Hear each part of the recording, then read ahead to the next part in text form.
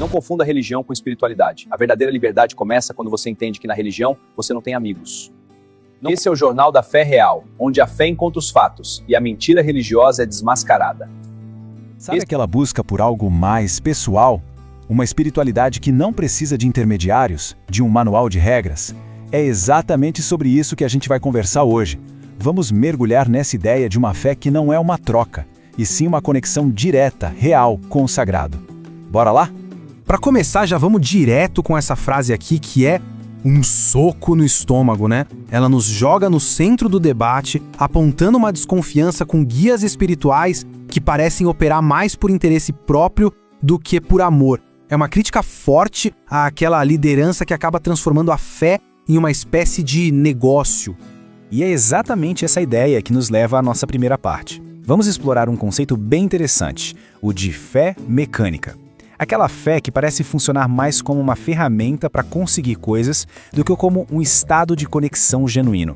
Mas o que seria essa tal de fé mecânica, afinal? Pensa assim, é como usar a fé como se fosse uma alavanca, um botão que se aperta para operar a realidade. O foco não é se conectar com algo maior, mas sim obter resultados práticos. Mover uma montanha, tirar um concorrente do caminho, é a fé usada como uma técnica para conquistar, quase uma programação mental para ter sucesso.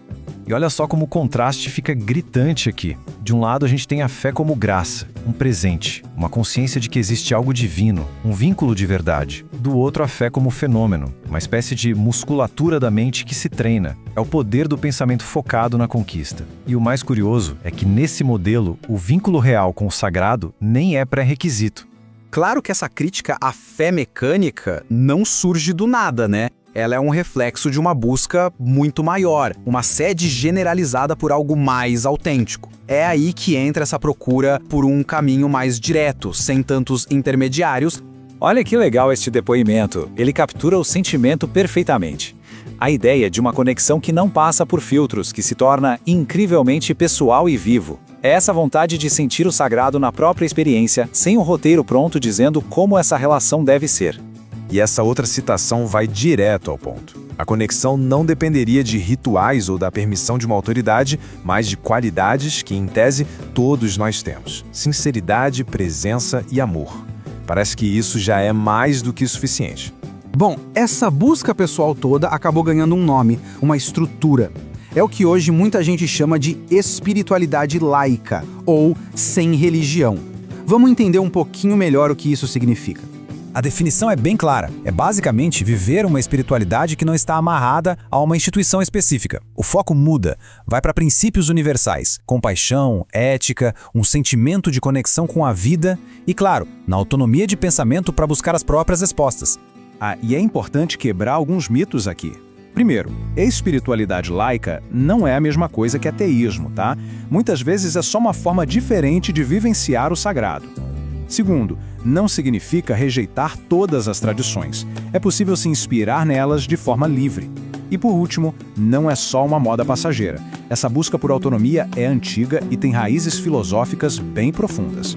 Ok, mas como é que essa jornada pessoal se sustenta? O que dá base para essa experiência mais direta? As fontes que a gente analisou apontam para alguns pilares bem importantes, tanto filosóficos quanto práticos. E aí a gente entra na filosofia com um pensador chamado Henri Bergson.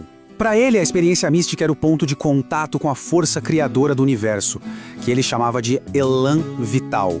E para ele, essa energia criadora se define pelo amor, ou seja, a experiência mais profunda com o divino é, na sua essência, uma experiência de amor. E para complementar, vem o William James, com uma visão bem prática.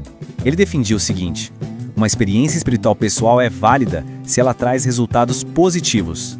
Se gera paz, se dá força, se inspira sentimentos bons, então ela tem valor. Não importa se está em uma doutrina ou não. O que conta é o impacto na vida da pessoa. E além da filosofia, existem as práticas. A meditação, por exemplo, é uma ferramenta super acessível que não exige crenças específicas. Ela funciona como um caminho para cultivar o silêncio interior, a presença. E é nessa base que uma conexão mais profunda pode ser construída. E juntando todas essas ideias, a gente chega numa síntese muito bonita. A de que a espiritualidade, vista por essa ótica, não é um conjunto de regras a serem seguidas, mas sim um estado interno de liberdade e conexão, algo que se cultiva. Então, resumindo, os princípios que guiam essa jornada são claros: o amor como força central, a busca por uma conexão direta, a autonomia para encontrar as próprias respostas e uma ética baseada no respeito à vida. É a estrutura de um caminho espiritual que se constrói de dentro para fora.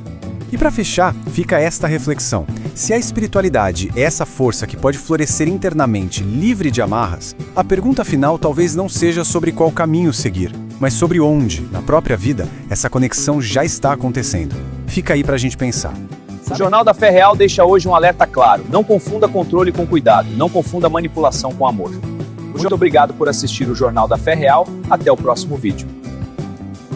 Esse foi o Jornal da Fé Real. Aqui, a fé não é manipulada, ela é investigada.